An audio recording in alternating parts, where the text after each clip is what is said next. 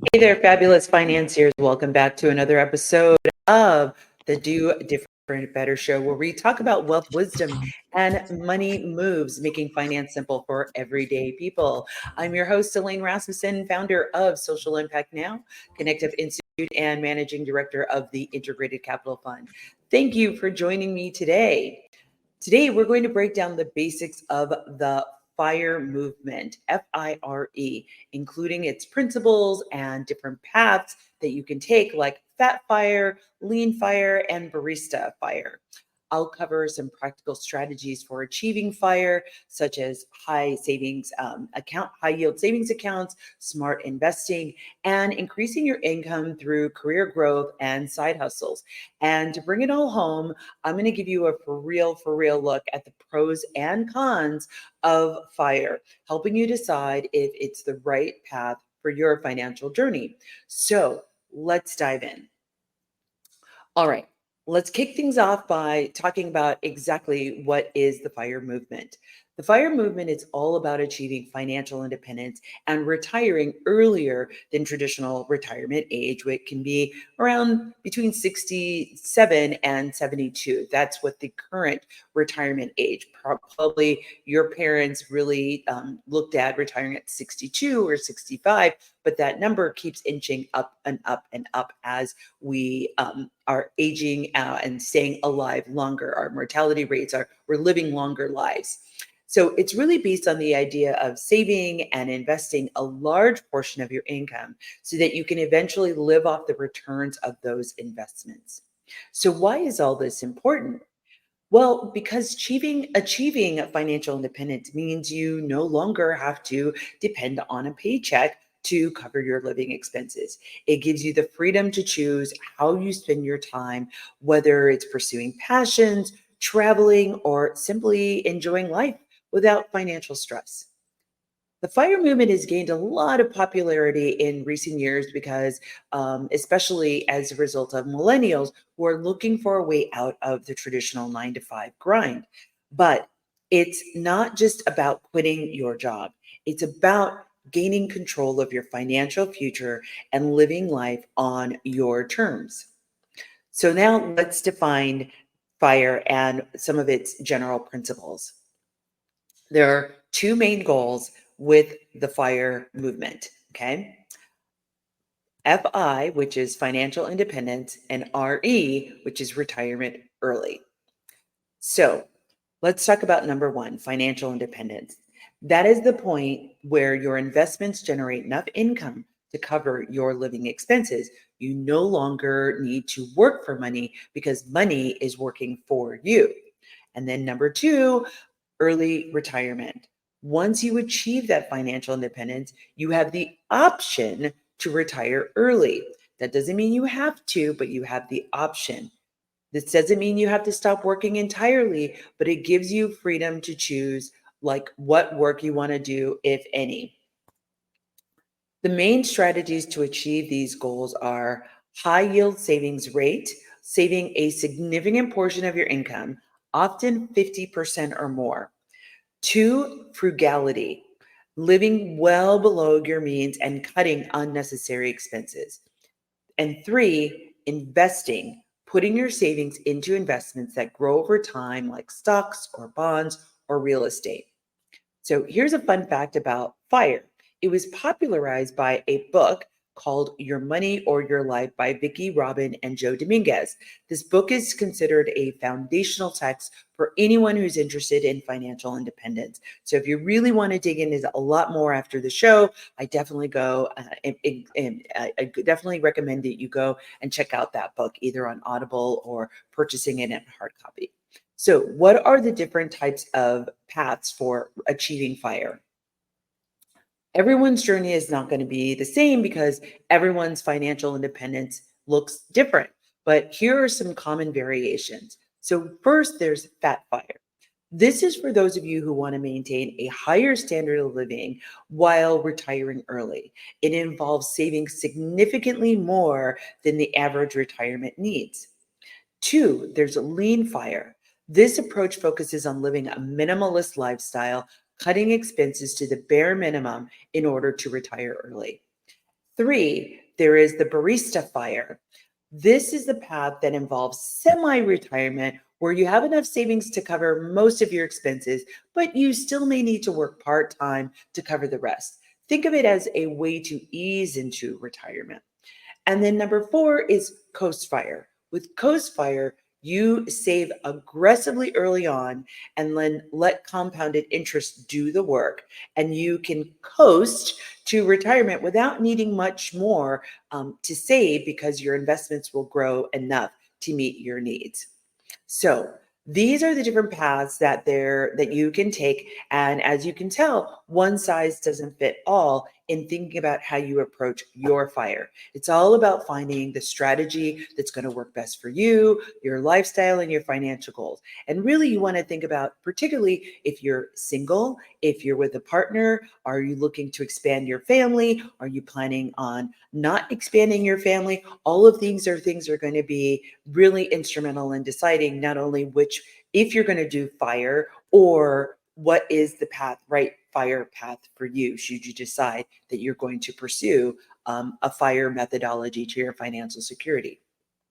So now that we've covered the basics, let's get into some practical tips for understanding your journey towards fire.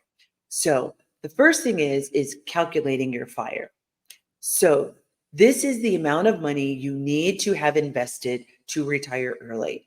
A common rule of thumb is the 4% rule, which suggests that you can safely withdraw 4% of your investments each year without running out of money. So here's the formula. Take whatever your current annual expenses are and then multiply it by 25. Okay. So just for example, if your annual expenses today are $40,000 for the year, right? Your fire number would be 1 million. That's $40,000 times 25, which equals $1 million. Okay. So that's how you calculate your fire number.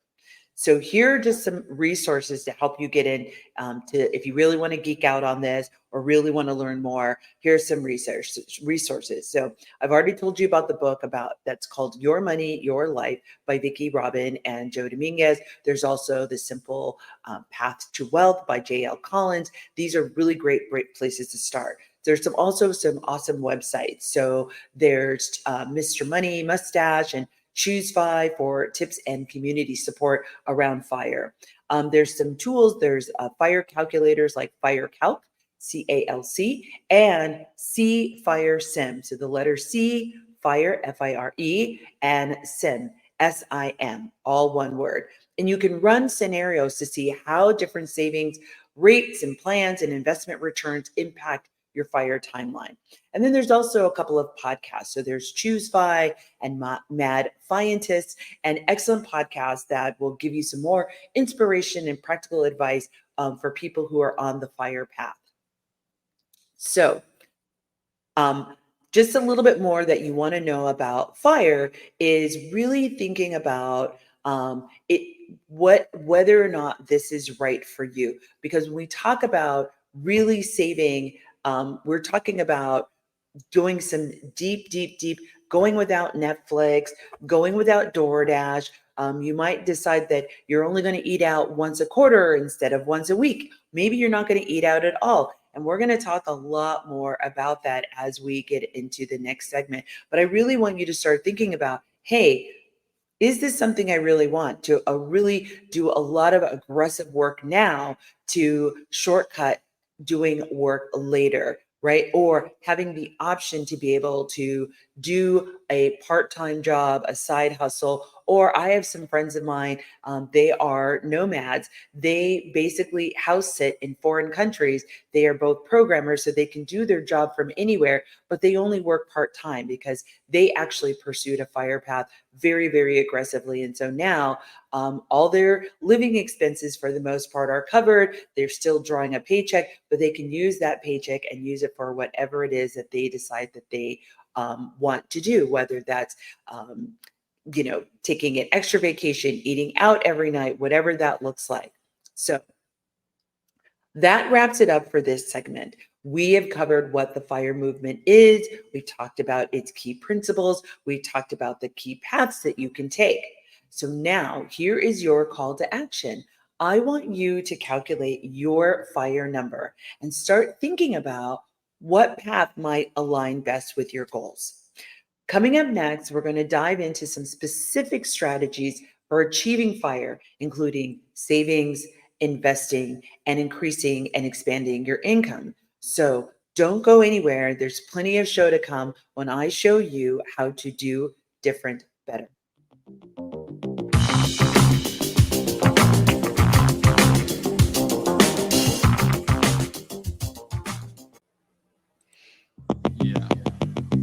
Welcome back to the Do Different Better Show. I'm your host, Elaine Rasmussen. And in this segment, we are diving into the nitty gritty strategies for achieving financial independence and retiring early, also known as FIRE. We're going to cover saving, investing, and increasing your income. So let's get started. The foundation of FIRE is saving a significant portion of your income. So let's talk about how to do that effectively. So, number one is a high savings rate account or high yield savings account. A high yield savings account is going to be essential for reaching your FIRE.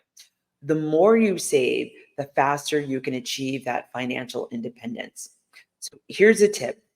If you don't already have one, create a budget. It's really going to be important for you to not only understand what you're spending right now, but looking at where there are opportunities to cut, right? So I talked a little bit about the break of if you have 4 streaming services, well, if to achieve your FIRE number, are you going to cut back to 3, cut back to 2, cut back to 1, or cut back to none? That obviously is the most aggressive thing to do. But think about it. If you're paying $9.99, I think they're now streaming services are like 12 or 15 bucks a month, right? Think about that. If you've got 4 services, 15 times 4, that's $60 every month. $60 times 12, you can start to see how it quickly starts to add up. Are you eating out? Those kinds of things, right? So to help you with that, to track your income and expenses, there are some budgeting apps like YNAB, which is You Need a Budget, or Personal Capital to help you keep track of your spending, or you can go old school, pen and paper, or I like to use spreadsheets. So Google Sheets, numbers if you're using Apple products, or Excel spreadsheets. Those are all great mechanisms for you to be able to see what are you spending, to take your bank account statement every month, your credit card statement every month, and really see where you are spending. So tip 2, cutting unnecessary expenses. And obviously unnecessary is a relative statement, right? But really thinking about what's more important to me, achieving this FIRE number or my Pilates class. Instead of my Pilates class and I'm spending maybe 15, 20 bucks a class on, and I'm going to class 2 or 3 times a week, can I go on YouTube? There are some great folks on YouTube that do Pilates and do Pilates at home. So once again, it's really about thinking about how aggressive do you want to be in this pursuit of getting to your FIRE number. But you want to really be looking at dining out less, right? Or maybe you always pick up the tab. Maybe you don't pick up the tab so much. Canceling unused subscriptions or finding cheaper alternatives to your daily expenses. Maybe instead of going to Caribou or Starbucks or getting that hot coffee every day at the coffee shop, maybe you buy an espresso machine and you make coffee from home. So while you might be doing an initial expense up front to buy that Nespresso or Keurig machine, you're saving in the long run because instead of spending 5, $7 on coffee every other day or a couple of times a week, you've bought a machine and now you've greatly reduced how much you're spending on a regular basis.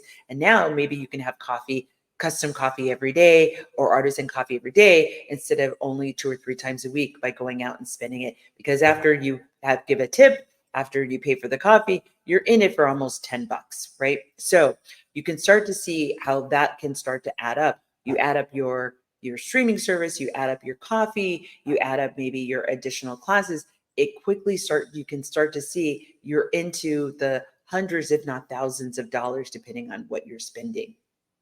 But just to give you an example, if you spent $100 a month on dining out, which nowadays is probably once a week, cutting that in half could save you $600. And if you put that $600 into a savings account or invested that $600, you can understand over time how that could multiply and really get you to your FIRE number sooner. Tip number 3, automate your savings. Set up automatic transfers to your savings account or investment accounts. This way, you're saving first and living off the rest. A lot of companies now offer payroll services through Gusto or ADP or some other service. And as for you as an employee, they give you an option to either set up a savings account with their company or divert any of your paycheck to an alternative account, whether it be an investment account or whether it be a savings account. Definitely take advantage of whether you decide to use FIRE as a path for you or not. It's always a good idea. Just have money automatically taken out of your account. I'll never forget when I realized the power of doing that. I was a single mom and I was just beginning my savings journey. And I was like, there's no way I'm living paycheck to paycheck. There's no way that I can possibly save money. And I literally started with $10 a week. I just started saving $10 a week. I took $10 a week and moved it from one account to a savings account. And once I started doing that, I just started having that $20 every 2 weeks automatically go into an account once I got that set up. Then when I got comfortable, which took about 2 months, I'm like, okay, I'm not missing $20 in my paycheck. It's not as devastating as I thought it would be. I started bumping that up by $10 a month every month. So in the next month, I moved up to $30. The next month, I moved up to $40. So every month, I was extracting more and more and putting it into savings. And I'll never forget the day something happened with my son. I don't remember what, but there was a situation and I needed to have like a couple of $100 available. And I remember panicking because I was like, I don't know if I have this money. And then I remembered I had this savings account. Now, once again, a savings account serves multiple purposes. It's not just for long-term savings, it's also that rainy day fund. And it was so amazing that I had that money to be able to take care of the situation that I had to take care of. And I was so grateful that I had now created this practice of saving. So just to think about that and exploding it 10,000 times, that's what you're going to achieve if you go down this FIRE path. So tip number 3, like I said, automate your savings so that you can transfer money into your savings account. So here's an example. If you automated a transfer of 20% of your paycheck to a high yield savings account or investment account every month, just imagine what that would be over time, because it's not that you're just adding the 20% every single time. You're also earning interest, and that's multiplying month over month, year over year. So here's a fun fact. People who save 50% of their income can retire in about 17 years, while those who save 75% can retire in about 7 years. Now, that's very drastic, right? And may not be necessarily realistic, particularly if you're a young family. But there are other things you can do. I was an avid coupon clipper, and not only was I an avid coupon clipper, I was an avid price matcher. And to really make that come to life, what I used to do is my roommate and I lived in Vegas at the time. I was a single mom. What we would do is we hated to be that person who had all the coupons and was holding up the line. So what we would do is the night before, the day before, we'd gather all of our coupons. We do all of our price matching. We'd figure all of that out. And then we would go to Walmart and we would have all of our coupons. We would go at 7 a.m.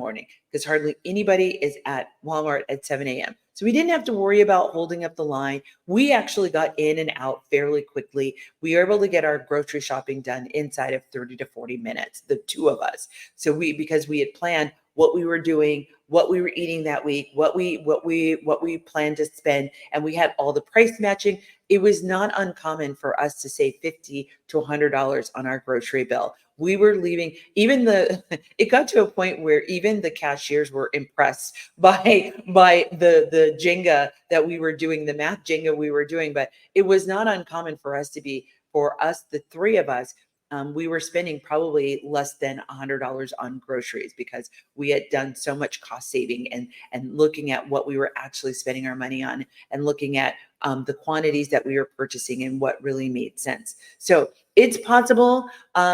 It can be a little tight, but also think about it's temporary, right? You're making a temporary sacrifice for long-term gain. So now we want to go into talking about what are the investing strategies for your FIRE number. So savings is just one part of the equation. The next step is investing wisely. So we've already talked about savings. So now let's talk about investing. Investing is how you make money work for you. And we've talked about in other episodes about setting up investment accounts, joining investment clubs, but the goal is to achieve returns that outpace inflation and help you grow your savings over time. So here's tip one, going and using index funds. One of the simplest and most effective ways to invest is through index funds. They provide broad market exposure, low fees, and consistent return. Check out my show on stocks and bonds, and we'll talk way more deeply about that. But here's an example. If you invest in the S&P 500, which is Standard & Poor's 500 index, it's an index of 500 stocks. It gives you a piece of the 500 largest companies in the United States. Tip two, dollar cost averaging. This strategy involves investing a fixed amount of money at regular intervals, regardless of market conditions. This reduces the risk of investing a large amount in a volatile market and possibly losing your money. So for example, if you invested $500 a month, you could buy shares when the prices are low and fewer when the prices are high, averaging out the cost that you actually pay for that stock. Tip three, real estate. And we've done a whole show on real estate investing. Real estate investing in rental properties can also be a great way to provide steady income stream and potential appreciation. So for example, purchasing a duplex and renting out one of the units while living in the other can help you cover the mortgage payment and build equity. This is something that my son has done. He bought a duplex. He lives in the upper unit. An army buddy of his and his new wife live in the lower unit. We helped him make some improvements to the place so that he could charge some extra rent. And now his lower unit rent pays almost all of his mortgage. His rent that he pays, he's only paying $200 to $300 a month for his mortgage, and the rest is covered by his tenant. Now, obviously, he still needs to put money away to save for any incidentals, say there's a leak or say the washing machine breaks. But to know that if anything happens, he loses his job, which, by the way, he works for me. But if he loses his job, he only has to come up with $200 to at least cover his mortgage and then whatever he needs for his other expenses. So just a fun fact about the stock market. The stock market has returned an average of 7 to 10% per year over the long haul. That's why it's such a great tool for growing wealth. Obviously, the market goes up and down, and we hear about that news on the news all the time. But by and large, the stock market over time has always gone up, and it goes up at about a rate of 7 to 10% year over year. So finally, let's talk about some of the other ways to increase your income.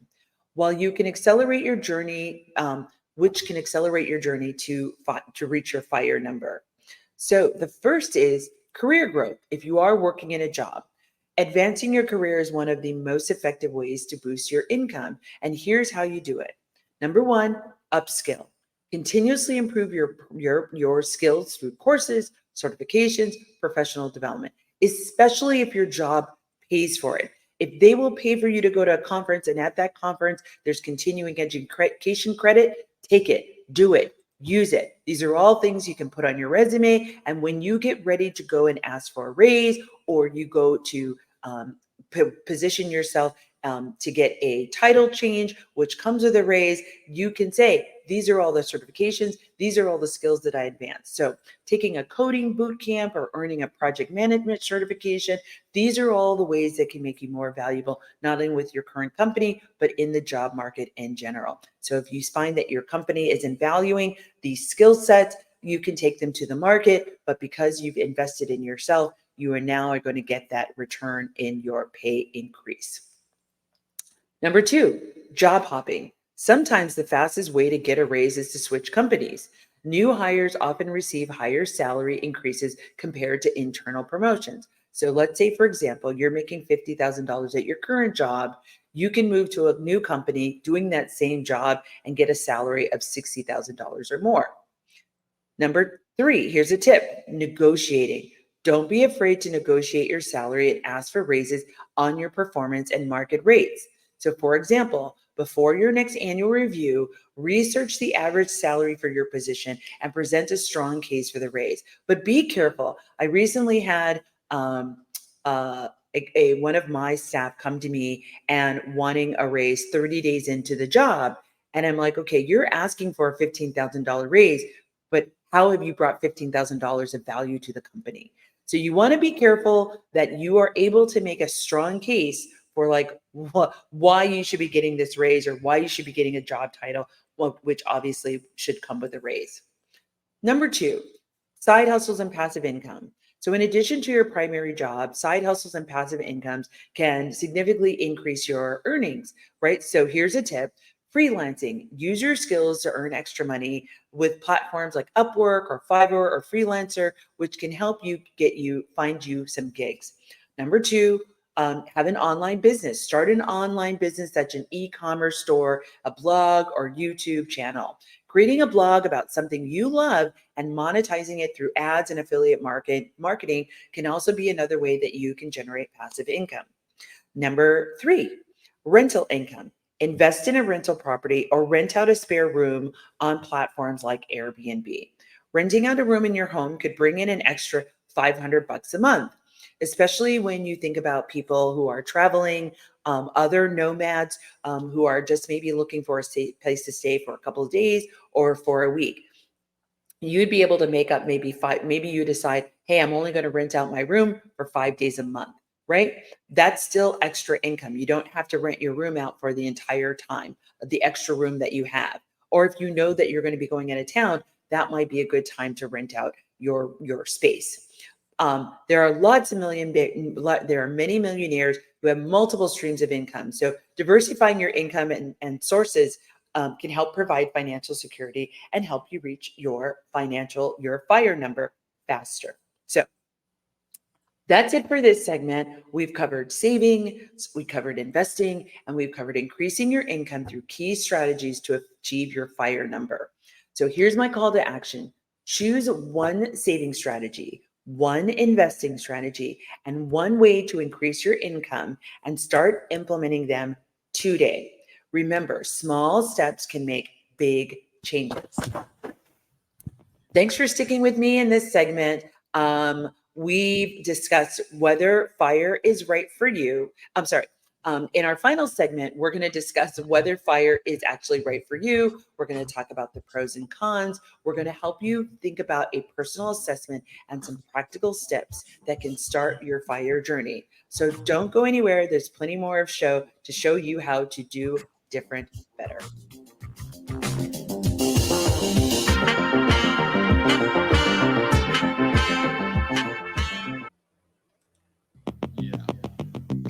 Welcome back to the Do Different Better Show. I'm your host, Elaine Rasmussen, and this is our last segment where we're going to explore the FIRE movement and if it is right for you. We're going to talk about the pros, the cons, how to assess if it aligns with your lifestyle, and some practical steps to get your journey started. So let's get right into it.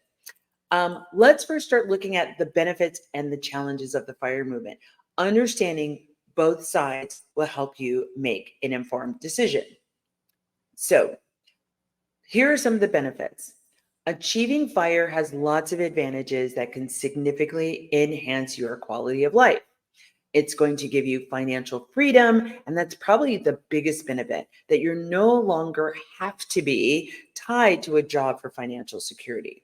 So imagine this, being able to just take a year off to travel or pursue a passion project without worrying about income. I had a friend of mine, she ended up leaving her job so she could go study culinary arts at Le Cordon Bleu in France. I had another friend, she went off and she's like, I want to go and study flamenco dancing. Now, she didn't want to become a flamenco dancer professionally, but that was something she'd always wanted to do. And she wanted to actually put a lot of energy and time into it. I think she studied for like over 3 months. She got pretty darn good, but that was something she wanted to do. And she was able to do that because she achieved her FIRE number. And she didn't have to worry about, am I going to be able to take 3 months off? Am I going to be able to get my job back? Because she had the means to be able to take that time, right?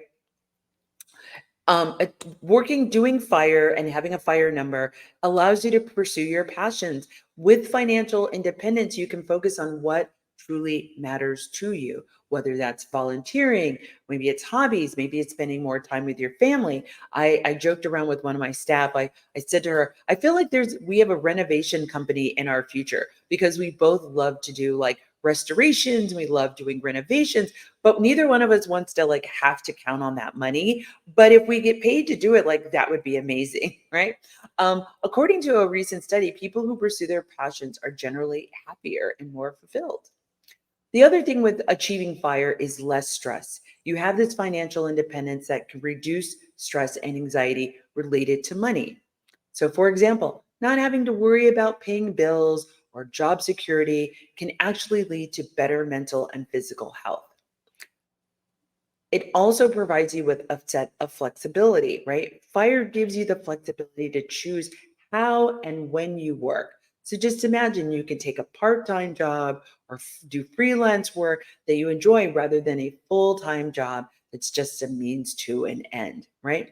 Now, if you have the grace and the privilege to be able to do what you love, you can still do what you love and maybe just not do it all the time and certainly not have to do it with it contingent on having an income, right? Or paying all of your bills, right? But there is some downsides. All that glitters is not gold, right? While FIRE has a lot of benefits, it's important to be aware of the challenges and potential downsides. So, one, having a high yield savings, right? Saving a large portion of your income requires significant lifestyle changes and an enormous amount of discipline, right? And so you really have to have an honest conversation with yourself. Can you really cut back on dining out? Can you really cut back on vacations? Maybe you take a vacation every 3 or 4 months. And now that's not that. Now, if you're going to pursue FIRE, maybe you're not going on vacation at all. And what are some other spending that you're having? I had a friend of mine that went a year without any kind of television, no cable TV. All the only television that they would watch was anything that was readily available on their television set or on their phone, any kind of entertainment. But they had cut out. And just imagine, I don't know about you, my cable bill is $300 a month. So $300 times 12, 12, 24, 36, that's $3,600. That's just cable and internet, right? So really think about what you're committing to, and particularly if you're doing it in partnership with someone else. Are they willing to make these sacrifices, even if it's temporary? Like, hey, we're going to commit to this for 2 years, 3 years, 4 years, 5 years. I definitely recommend that you put a time limit on it. One, it just kind of helps with being able to see the forest for the trees, being able to see the end of the road, right? And not feeling like this is going to be forever and it's just going to be this quicksand that you're sitting in.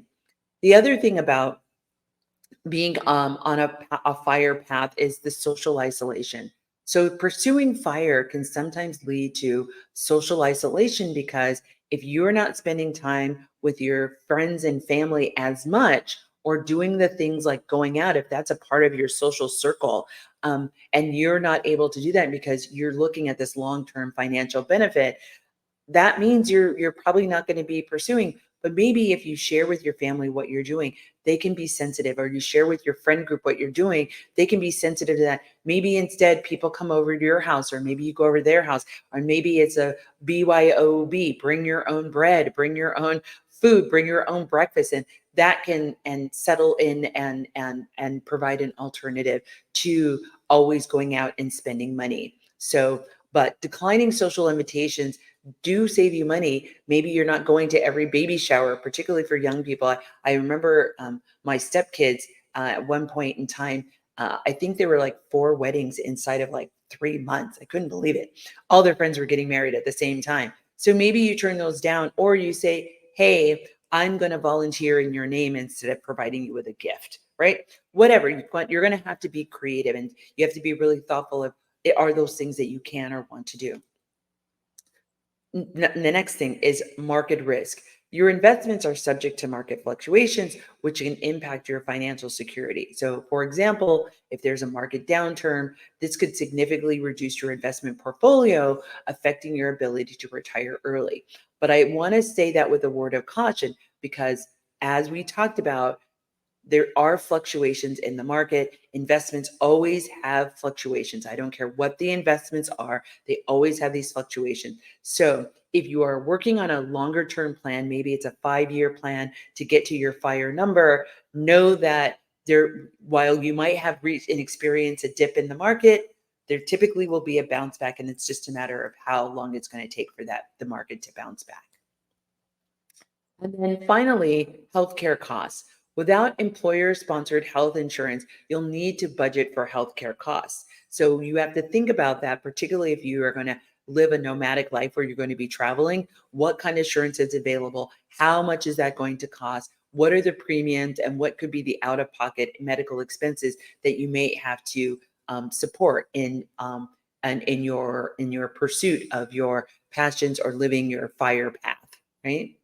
So now that we've talked about what are the pros and the cons, here are some ways that you can start to understand if the FIRE path is for you, right?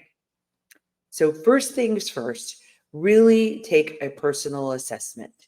You really have to assess your financial situation and your willingness to adopt a FIRE lifestyle. There are some great YouTube channels on this.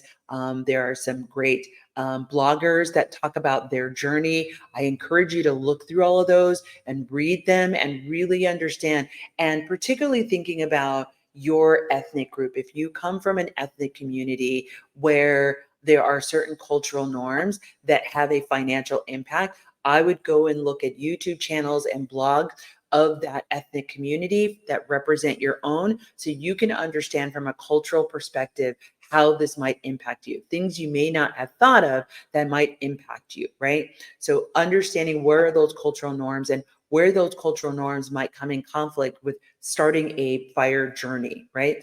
I'm not saying that you don't do them. I'm not saying that it's bad or that it's good, but if you're going down this journey, you want to have a clear understanding of how you will be impacted, so you can make a good decision of if it's the right thing for you, or what modifications you might need to make to actually pursue a FIRE path. The next thing you want to do is evaluate your finances. You're going to need to take a very close look at your income, your expenses, your savings, and if you don't have any, how you're going to save, and any debt that you may have, whether that's credit card debt, maybe that's some other personal debt that you have, maybe it's if you have a home, like that piece of debt, but really understanding what is the universe. What's your financial universe? And once again, I love a spreadsheet. I'm a freak in those spreadsheets. And I love being able to see it and being able to create scenarios where I can play with the numbers to see, like, if I change this, what would happen? If I did this, if I took out all these expenses, what would happen? If I increase my income by 20%, what would happen? And because it allows you to see it very, very quickly, and you can make some assessment or ask more questions, right? I think we talked about in the last episode, we talked about a wealth advisor. This is a conversation. If you have a wealth advisor, or you're thinking about getting a wealth advisor or a certified financial planner, this is a conversation you should absolutely have with them. This is something that you're interested in going down, and they can help you answer some questions or navigate this journey to see if it's right for you, but also help you execute on the plan, right? So the next thing after that you want to do after you've assessed your financial situation, you've assessed your willingness to do this, then you need to set some clear financial goals, right? So you want to determine, why do you even want to do this, right? And what do you hope to accomplish by doing this? Is it because you want to travel around the world? Is it because you want to start a business or a side hustle business that doesn't require you having to make money every month? Or do you want to spend more time with your family? Whatever those reasons are, maybe you want to take care of some elderly parents. You want to be able to take care of elderly parents. But understanding your why is so important. And I would even maybe do that first. Why are you even thinking about this? Why is this even a consideration? And what do you want to achieve? I think those are very important questions. Then I want you to think about lifestyle changes. So once again, what are the changes that you think that you're going to make, and which ones are you actually willing to do? Are you ready to cut back on non-essential expenses and live more frugally? Are you willing to clip coupons? Are you willing to come to the store at 7 a.m. so that you don't have to wait in line and you don't have to hold up the line like I did, right? And then finally, understand your risk tolerance. So assess your comfort level with market risk and the possibility of economic downturns. Can you handle the stress of a potential investment losses? Now, more than likely, they will be temporary, but you want to be prepared for that. If you're one of those people who is going to be checking your investment account every day, this may not be the way for you to go. And maybe you might want to augment your FIRE number by doing other things instead of investing, or at least get a more higher comfort level of investing by joining an investment club or doing something like that before you actually move into the investment, because you don't have to do all of these all at the same time. If you're on a FIRE journey, it's about starting and then adding all of these things in as you start to get more comfortable and more savvy with your FIRE journey. So now let's talk about some very practical steps to start. If you decided that FIRE is right for you, here are some practical ways to begin. Like I said, start a budget, increase your savings rate, investing wisely, right? So focusing on low cost index funds. We said, if you're able to, real estate, leveraging either real estate you have or purchasing real estate. There are some assets that can align with your risk tolerance and your goals. Once again, this is where you want to consult a wealth advisor and create an investment strategy. But then there's also networking and learning. So join FIRE communities and forums to connect with other people on the same journey. There is strength in numbers, right? Learn from their experience and share your own. Right. So I already talked about Choose FI, but I'm sure you can go into Google and find lots of other places where you can go. And once again, I think if you come from a particular community, particular identity, definitely understanding how that's going to impact you, some of the norms that are part of your community, whether it's the queer community, whether it's you're a part of a particular ethnic group, you want to understand what maybe are some specific things related to your identity that might come up against this. And so finding other people who look like you or represent you, they're going to be able to have more information about that experience than maybe somebody who isn't, right? So it's really important to do regular reviews, periodically reviewing your financial plan and tracking your progress. I would say in the beginning, maybe once a month. As you get a little bit more comfortable and you have a cadence, maybe you go to every other month. And then from there, maybe you go to once a quarter, right? I probably wouldn't recommend less than once a quarter, just because so you can make sure nothing falls through the cracks in your tracking. But hopefully by then, once you've gotten to that point, it's habit. You have established some really strong habits. You are in sync with, if you're doing this with a partner, whether it be a friend, whether it be a relative, or whether it be your life partner, that you have actually gotten in sync. You've had all the fights that you're going to have, and now everybody's on the same page. So that's another reason why it's super, super important to make sure that you are having lots of conversations if you're pursuing this in partnership, particularly with a life partner, right? But scheduling these quarterly and annual check-ins to evaluate your process and make necessary adjustments. Obviously, this is made a lot easier if you're working with a wealth advisor, but if you're not, once again, building in community could be really powerful. So, and there you have it. We have covered the benefits and the challenges of FIRE, how to decide if it's right for you. We've talked about practical steps and how to get started. And here's my call to action. So take some time this week, maybe this week or next weekend, to evaluate your financial situation and set some clear goals for your FIRE journey. Even if you're not sure if FIRE is right for you, go through the exercise anyway and start looking at and checking out some of the FIRE communities and forums to stay motivated and to get connected with others who share your goals. So in the next episode of Do Different Better, I will tell you one way to maximize your financial impact of your charitable giving through a concept called donor advised fund. I'll talk about what they are, how they work, and you're going to get the lowdown on how to get your own donor advised fund set up, choosing the right sponsoring organization, and managing your fund effectively.